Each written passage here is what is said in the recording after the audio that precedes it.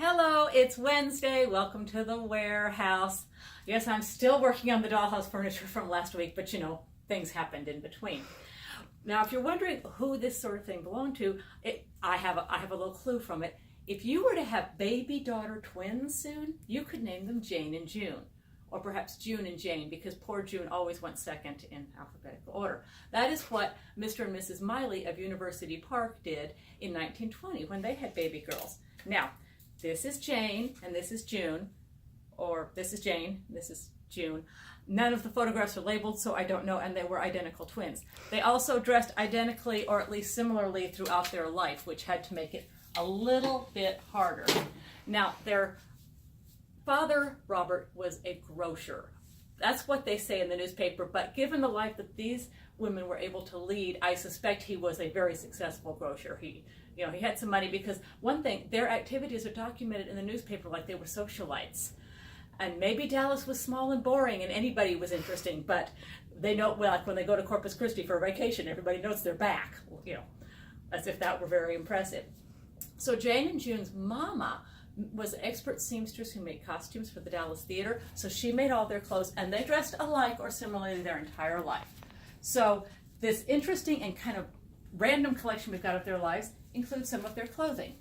Here's what they wore when they were little girls. Their mother made these by hand for them, and even as they grew older, they had similar things, both of these monogrammed with their initials. And even when they were here's one of them as little girls. Identical haircuts. Doubtless Mama slaved hours over those outfits. When they were about 14, the newspaper did an article on how there were 4 sets of twins on Hanover Street where they lived. I'm not sure what it is about Hanover Street that made them have so many twins. And here they are in their elder years. They continued to live in their parents' house on Hanover until they both had to go into, to seek some assistance in their care. So they spent their whole lives there. Neither one of them ever married, but they had interesting, varied lives. For one thing, they both went to the university in the Depression. Not everybody could do that. That's why I think Dad must have had some money, because how could he afford that? They went to Denton in what's now Texas Women's University, but then it was called the Texas College for Women.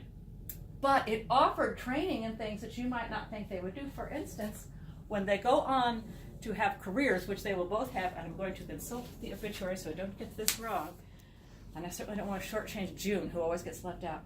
Jane became a graphic artist for the Lone Star Gas Company, and June worked for Texas Electric in the lighting division. So we do have some of the work that June did when she was at college, when she was learning drafting. Could you get in on this stuff, Amber? So these are actual projects she did for some class in 1939, where she was learning how to do working drawing of a jack joint piece. I'm not sure what that is, but it's a construction thing.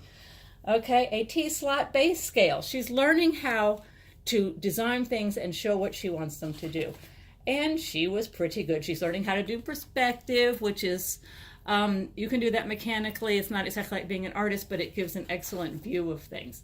So this packet of her work was included in the things that we received. But they didn't just do that sort of thing. It's particularly Jane that seems to be the most productive.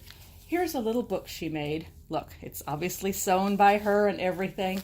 Made her own sort of paper for the front. And it's Hiawatha, which she illustrated and printed while she was at university. So, talented woman. She did all that by hand. Yeah. When they're home in Dallas, they're in the newspapers all the time, mostly attending friends' wedding showers. All their friends got married, but Jane and June didn't. And they're always in that order in the newspaper. That's why I just feel so sorry for June. But as the years went on, they stopped appearing for that or any other reason, I guess because all their friends got married. And there was nothing left for them to do.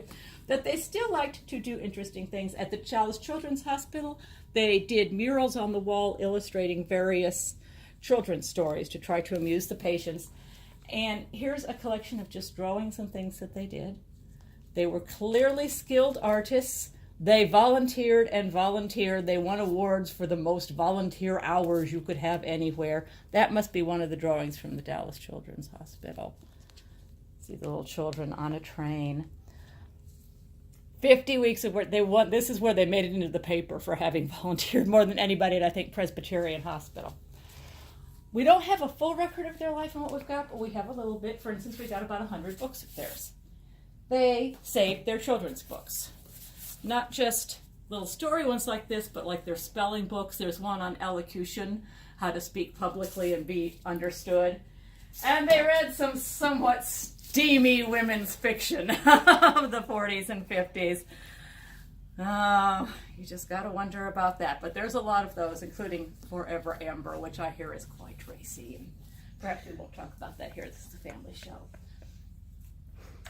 Let's see. I don't know which one of these it is they're doing here, but they've clearly been working in textiles too, because they were such multifaceted, talented women.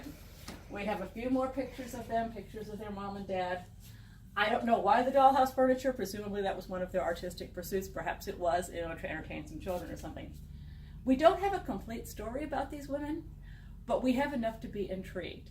Obviously, they decided to devote themselves to the larger community instead of a family. I mean, they're both very attractive. I'm sure they could have got married if they wanted to, but that's not what they chose to do. They spent their lives together. They continued to dress the same, but they did adopt differing colors because they decided to have a little individuality in their life. They were obviously both very talented and very giving, and these things came to us from some neighbors that came to love them so much that the neighbors were dealing with their estate after Jane passed in 2017, about 6 months after her sister. So they really lived their entire lives together. Here we have some of the product of what that life meant to them, and we're trying to make it add up to a story. That's the fun of history, but it's also the challenge because I'll never really know what was going on with these women. I can only guess. And I just hate that because I like to know. But if I want to know, I shouldn't have been a historian because the best we could ever do is try to figure out the likely answer. I'll keep working on that, and if I come up with anything definitive, I'll let you know.